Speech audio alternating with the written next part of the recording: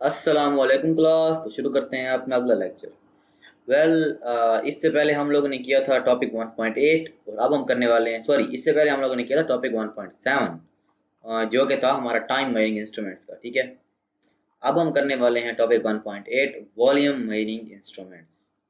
Okay हो गया। तो वॉल्यूम मेजरिंग इंस्ट्रूमेंट्स होते क्या क्या हैं और वॉल्यूम कहते किसके हैं, मैं आप लोगों को पहले ये बताऊंगा, फिर हम इसको पढ़ना शुरू करेंगे। वॉल्यूम से पहले हम थोड़ा बेसिक से चलते हैं, ठीक है ना, थोड़ा पीछे चलते हैं ताकि आप लोगों को पता हो कि मैं किस चीज़ के बारे में बात कर रहा हूँ। हम लोग सिंपली अगर वॉल्यूम में इंस्ट्रूमेंट पढ़ लें और आपको ये ही ना पता हो कि वॉल्यूम होता क्या है तो फायदा नहीं होगा उसका। ठीक है, वॉल्यूम से पहले हम लोग करते हैं एरिया। आप लोगों ने इससे पिछली क्लास में शायद एरिया के फार्मूले पढ़े हों। ओके, तो हर शेप के लिए एरिया का अपना फार्मूला होता है। गुड हो गया। अभी हम सिंपली एरिया के लिए हम पढ़ते हैं रेक्टेंगल का फार्मूला। ओके, तो रेक्टेंगल में एरिया का फार्मूला होता है length multiply by width. Okay हो गया। और इसका फार्मूला होता है, सॉरी फार्मूला नहीं, इसका यूनिट होता है मीटर स्क्वायर। आप लोगों को ये दो चीजें याद होनी चाहिए। एरिया का फार्मूला क्या होता है हर चीज के लिए, उसके लिए भी, सर्कल के लिए मेरे ख्याल से पाई आर स्क्वायर होता है। ठीक है, रेक्टेंगल के लिए लेंथ मल्टीप्लाई विड्थ होता है, स्क्वायर के लिए मेरे ख्याल से होता है टू साइड्स मल्टीप्लाई होती हैं। मतलब अगर स्क्वायर की हर साइड की इक्वल वैल्यू होती है तो हम लोग टू साइड्स को मल्टीप्लाई कर देते हैं। ठीक है, तो ये होते हैं एरिया के फार्मूले। इसी तरह एरिया के साथ अब एरिया से एक आगे एक बड़ा यूनिट, एक बड़ी वैल्यू, वो होती है वॉल्यूम। गुड हो गया। लेट्स सी वॉल्यूम किसे कहते हैं। अब एरिया जो होता है ना वो होता है टू डायमेंशनल ऑब्जेक्ट का। जैसे ये मेरी स्क्रीन पे जो मैंने रेक्टेंगल बनाया है ये एक 2D ऑब्जेक्ट है। 2D ऑब्जेक्ट कौन से होते हैं? जिनके पास लेंथ होती है और विड्थ होती है। गुड हो गया।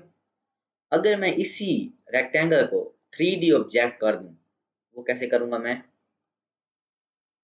करूंगा इस तरह।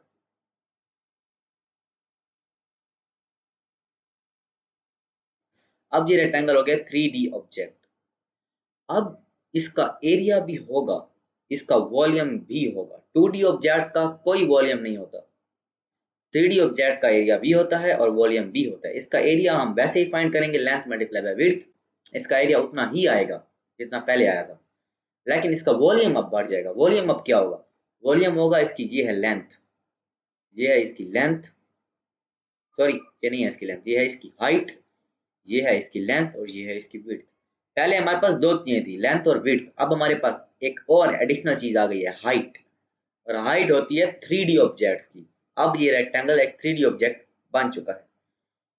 और अगर हम height multiply by length multiply by width करते हैं तो हमारे पास फार्मूला जो बनेगा, यूनिट जो बनेगा, वो हो जाएगा मीटर क्यूब। और ये मीटर क्यूब किसको इंडिकेट करता है? मीटर क्यूब इंडिकेट करता है वॉल्यूम को। ओके हो गया। तो वॉल्यूम फाइंड करने के लिए हमें सिंपल एक 3D ऑब्जेक्ट चाहिए, कोई भी 3D चीज चाहिए, क्योंकि हमारी पूरी यूनिवर्सिटी 3D है। तो हमें कोई भी 3D चीज चाहिए, उसकी हमें length multiply by width multiply by height कर देना है। ओके, इसी तरह ये सिर्फ रेक्टेंगल में काम करेगा, स्क्वायर में कैसे काम करेगा? अगर आप इमेजिन करो कि यहाँ पे ये रेक्टेंगल नहीं है, अब ये स्क्वायर है, तो हम इसकी तीन साइड्स को मल्टीप्लाई कर देंगे। Side number 1, side number 2, side number 3, और ये सारी हो जाएंगी मल्टीप्लाई, वैल्यू आ जाएगी, क्योंकि स्क्वायर की हर साइड बराबर होती है। इस तरह सर्कल में भी फाइंड करने का तरीका होता है। गुड हो गया। अब हम जाते हैं लेंथ, आपको पता चल गया वॉल्यूम होता क्या है और एरिया क्या होता है, आप लोगों को ये दो चीजें समझ आ गई। अब हम देखते हैं कि हम इसको मेजर कैसे करते हैं वॉल्यूम को। ओके, यहाँ पे हम लोग ये जो मेजरिंग सिलेंडर आपको दिया गया है ये होता है वॉल्यूम मेजर करने के लिए एक इंस्ट्रूमेंट। क्या होता है ये? वॉल्यूम मेजर करने का इंस्ट्रूमेंट, इसका नाम है मेजरिंग सिलेंडर। अब ये काम कैसे करता है वो सारा हम यहाँ पे पढ़ते हैं। अगर कुछ कॉन्सेप्ट रह गए हों, कुछ मैं ना समझा सका हूँ, भूल गया हूँ, तो आप लोग मुझे याद दिला देना, मैं अगले लेक्चर में आके बता दूँ। It is a cylinder made up of glass or transparent plastic with a scale divided in cube centimeter. Okay हो गया। और मिलीमीटर मार्क ऑन इट। अच्छा, millilitre sorry.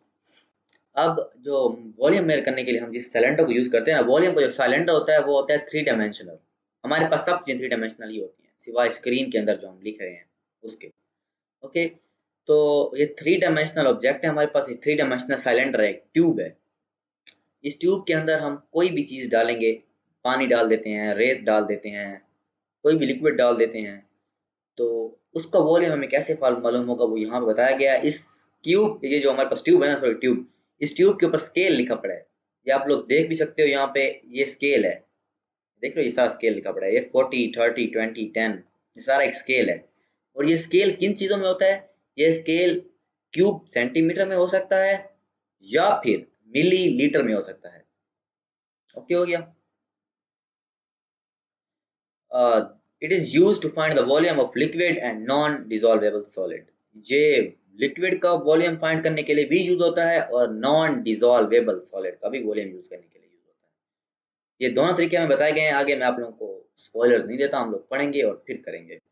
Okay, the level of liquid in cylinder is marked to find the volume. अब आप लोग इसके अंदर liquid भरते हो, जैसे यहाँ पे भरा पड़ा है लिक्विड, ठीक है ना, ये एक लिक्विड इसके अंदर भरा पड़ा है, कोई भी लिक्विड कर लो, पानी कर लो, मरकरी कर लो, कोई भी लिक्विड हो, तो यहाँ पे देखो ना, ये इस लाइन तक लिक्विड आ रहा है, ये लाइन है, हम लोग इसको मार्क कर देंगे ताकि हम देख सकें कि हमारे पास वॉल्यूम कितना है।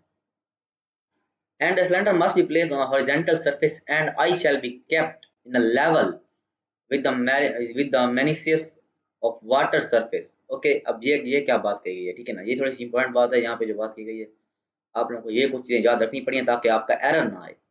पहली बात, cylinder must be kept on a horizontal surface. Cylinder को हमेशा हमें एक हॉरिजेंटल, एक बिल्कुल सीधी सरफेस पे रखना है। ओके, मतलब हमें एक सीधी टेबल पे रखना है, हमें एक सीधे कार्डबोर्ड पे रखना है, हमें एक सीधे ग्लास पे रखना है, किसी भी चीज़ हो जो सीधी हो उस पे रखना है, ताकि वो सिलेंडर टिल्टेड ना हो जाए। अगर वो सिलेंडर टिल्टेड होगा तो ऑब्वियस सी बात है, हमें या फिर कम वॉल्यूम मिलेगा या हमें ज़्यादा वॉल्यूम मिलेगा, हमें एग्जैक्ट वॉल्यूम नहीं मिल सकेगा। और एक और चीज़, जैसा हमने पैरालैक्स एरर पढ़ा था मीटर रूल में, हमें आइज को 90 डिग्री पे रखना है, यहाँ पे हम 0 डिग्री पे रखेंगे आइज को, मतलब आइज हमने बिल्कुल सीधी रखनी है। इन सिंपल वर्ड्स, हमारी आइज बिल्कुल सीधी हो उस वाटर से, ठीक है। यहाँ पे बताया गया ये चीज करेक्ट है, ये इनकरेक्ट है और ये भी रॉन्ग है। तो अगर हम वॉल्यूम से नीचे रखेंगे आइस को, उस ट्यूब की वॉल्यूम से, वो जो ये जो मार्कर लगा पड़ा है, इस मार्कर से नीचे रखेंगे आइस को, तो हमें वॉल्यूम गलत नजर आएगा, ऊपर रखेंगे तब भी गलत नजर आएगा। हमें एग्जैक्टली 0 डिग्री के एंगल पे रखना है। Nice and clear. अब यहाँ पे ये जो वर्ड यूज हुआ पड़े, इस वर्ड का मतलब है हर लिक्विड जो है ना, हर लिक्विड उसका एक अपना ये होता है, इसका मुझे नाम एग्जैक्ट प्रोनाउंस करना मेरे ध्यान से उतर रहा है, मिनीशियस कहते हैं या इसको मिनिकस कहते हैं, ऐसा कुछ कहते हैं इसको। ओके, तो मैं इमेजिन करता हूँ मेरे पास वाटर है, ये मेरे पास एक ट्यूब है, इस ट्यूब में मेरे पास यहाँ तक वाटर है। ओके, अब हर लिक्विड ना, सिवाय मरकरी के, उसका ये जो मेनिकस होता है ये नीचे की तरफ ऐसे टिल्टेड होता है। वाटर का भी ऐसे नीचे की तरफ ऐसे टिल्टेड होगा, ऐसे नीचे की तरफ।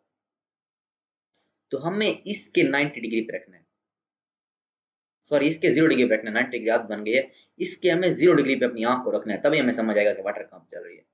ये मुझे भी पहले पहले कॉन्सेप्ट समझ नहीं आया था। In simple word, her liquid का अपना एक आप लोग कह सकते हो कि उसकी एक अपनी एक वो ढाल होती है जिससे वो ऐसे टिल्ट होता है वाटर, ठीक है।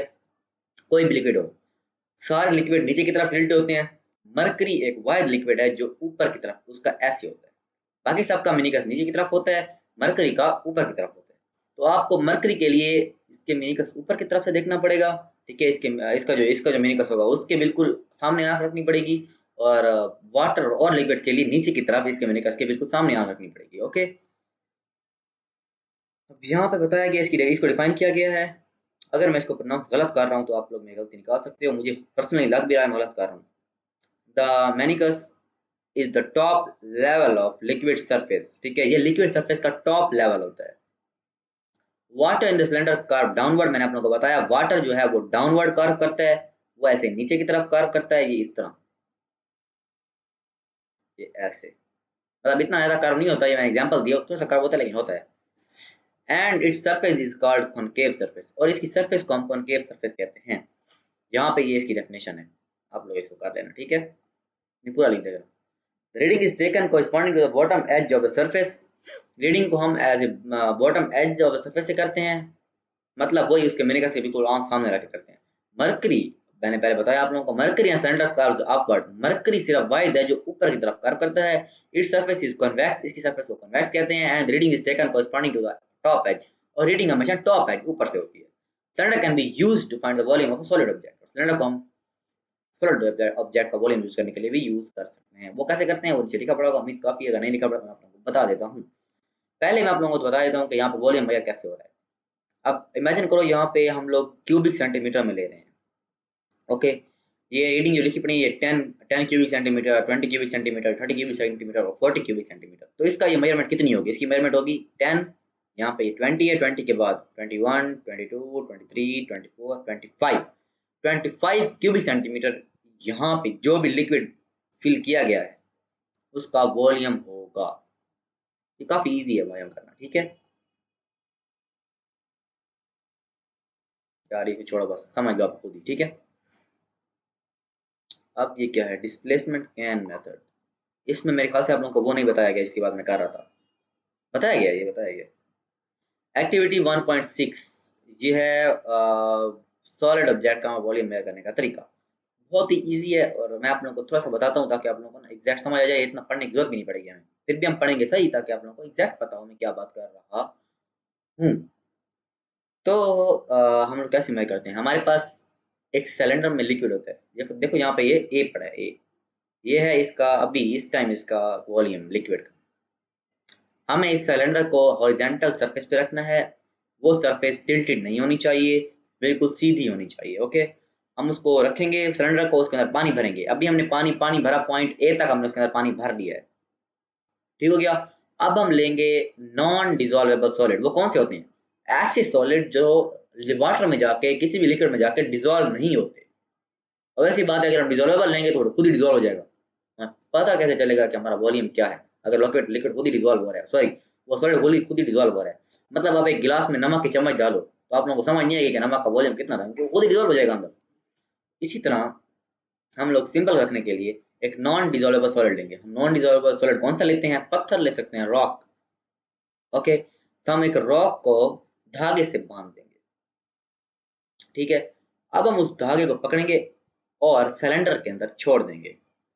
मतलब धागा हम पकड़ेंगे और सिलेंडर के अंदर उस रॉक को आहिस्ता आहिस्ता से जाने देंगे। जैसे उन्होंने पॉइंट ये फिगर बी में, इसको हम फिगर ए कहते हैं, इसको हम फिगर बी कहते हैं। ओके, तो जिस जैसा उन्होंने फिगर बी में किया है, देखो ये फिगर बी में।